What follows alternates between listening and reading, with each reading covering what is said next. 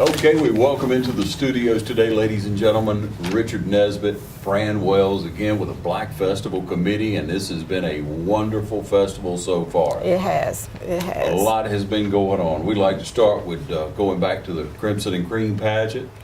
It was one of the most beautiful and amazing pageant we've had with Crimson Cream in the last couple of years. The girls was beautiful, the parents was excited about their wins, and the little ladies was awesome. So it was nice. We had an awesome time. Yeah, it was a good addition. It was. It was. And it took a lot of hard work. Now those ladies worked hard on putting that together. A lot of hard work, a lot of time, a lot of energy. But when you love what you're doing, it doesn't matter. So. Year after year, that's a wonderful pageant. It is. We've gotten so many calls, ladies and gentlemen, on that Crimson and Cream pageant, and enjoyed watching it. And just congratulations to the winners. Oh yes, oh yes, very much. And so that's the way the festival was kicked off, and it's quickly behind that was annual Soul Food Fest. Richard, we had a good time now, didn't we? Oh, yes, we did. The annual Soul Food Fest was greater than ever. We actually had pretty close to around about 400 people and quite a few vendors, and any type of food that you would like in the soul food category was there, from chitlins to ham to pig feet to pig ears was there. If you would miss that, you miss a great treat. Just make sure that you're there next year so you'll be included. Every year it gets bigger, doesn't it? It gets bigger every year. And I got to ask you, you can't judge yours now. You got to be off your table now, off of that great soul food you had. What was your favorite food out there, other than yours now? Well, it's difficult to say because they always set us up at the first table, and we be so busy that we don't really get a chance to go around to the other tables. Yeah. Great turnout, and neck bone and rice. Yes. Oh yes. Neck bones and rice. You can't pass it up. You can't pass it up. I could eat that 3 times a day. 3 times a day. That everybody say, oh, that's headache medicine, but it's good to the soul. It's good to the soul. And what was yours? Did you? My favorite was the chitlins and rice. And it was awesome.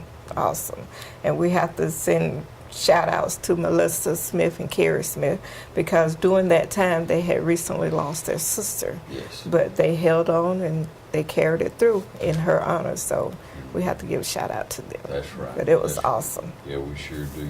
You never know in life. You better enjoy it in this. Every moment. Like they say, it's not the days in your life, it's the life that's in your days. Exactly. Enjoy what you do, and how you do it. And the festival is a great way to do it. And that's what we're here to talk to you about, ladies and gentlemen, as we move along the annual ministerial program at Williams Chapel. That was a great success too. We had a cross section of pastors, females, males, and it was a great success. Reverend Austin did an awesome job, which I know that he would. And we had a real good crowd too. It was just astronomical how well it went off, and I'm very pleased as I was the chairman of that committee, and I'm really pleased as to how everything went that day. It was a good event, a good time to get together. It was. Pastors to get together, community to get together, and we're so proud to be able to go out and cover these events and bring them to you here on TV 35. Your friends and neighbors will want to know, and you'll want to pass it along, that you can view all these under Black Festival under our YouTube, which is TV 35 WDIG. That's our YouTube channel. Pass that information along to your friends and neighbors. You want to check out all the events of the festival, and you want to be a part of them. But there are people outside the community, maybe people who aren't familiar. They say, what's that all about? Share with them so they can come into our community and be a part of all these wonderful events that we have. Then we had Youth Day. Oh, Youth Day was awesome. Hillcrest League School, they step team. Yes. Those kids was awesome. They was better than some adults doing the step. I would never ever been able to get down there and do that when I was in high school. Couldn't do it in college either, but those kids was awesome. And just to see them perform on a Saturday morning and not at home watching TV or on the iPad or whatever, and not getting in trouble. You know, we need to push our kids to come out and be a part of history, not only Black history, but history in general, so they'll know where they come from, so they'll know where they need to go. Yeah. So we need to meet more people in the community. That's one of the best things to me, when we all come together in these events. We meet other people in the community. We see people we've maybe seen around, and we get Right. a chance to introduce ourselves to them. And then there, the community gets better and better. Exactly. That's why we have And these we, events. we share knowledge, we share understanding, and I feel like if we share our knowledge and understanding, especially with our youth at a young age, then they would not have the opportunity to share their knowledge with gang members. And that's what we want to delete.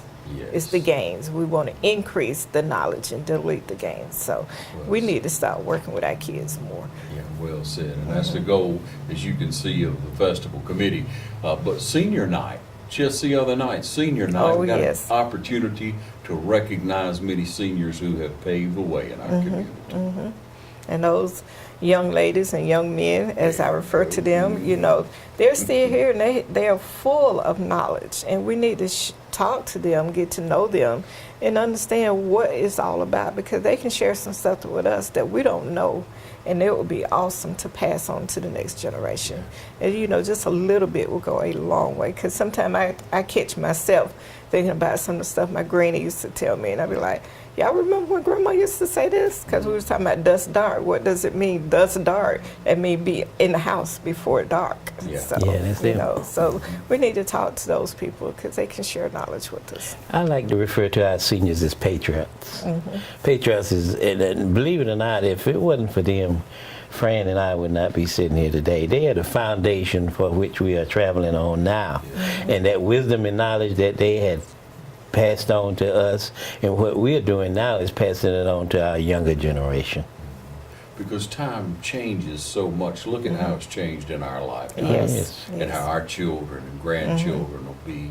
And if it continues, it's only going to get better and better, because Yes, even though you have times where people in society, segments may disagree, as a whole, I believe in my heart that we are doing so much better, and we see others' point of view because we're around each other. Exactly. We spend time with each other. Exactly. We understand each other's ways of doing things and understand how you grew up and I grew up, and we blend. Exactly. Yeah. Exactly. Yeah. We have some more events coming up. It's going to be a wonderful weekend. We want to tell you all about them, but first we want to take a short break and be right back, okay?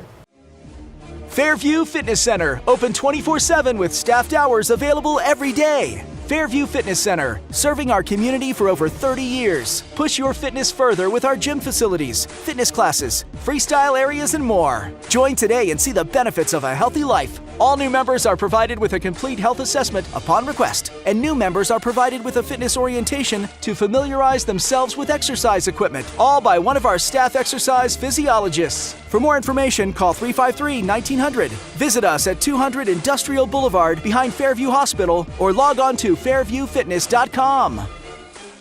All right, we welcome you back, ladies and gentlemen. And again, we want to talk about the events coming up this very weekend, and we want you to clear the slate out for Saturday afternoon and Sunday afternoon.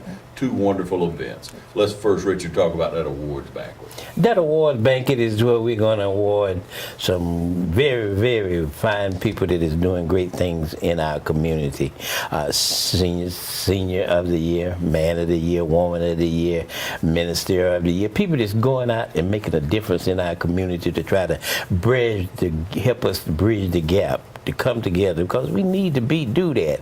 And in doing so, we know that it's a tremendous job to shoulder. So what we're doing is any of those that has done a great job in community and community affairs, we're going to reward them greatly so that they can continue to make our community what it could be.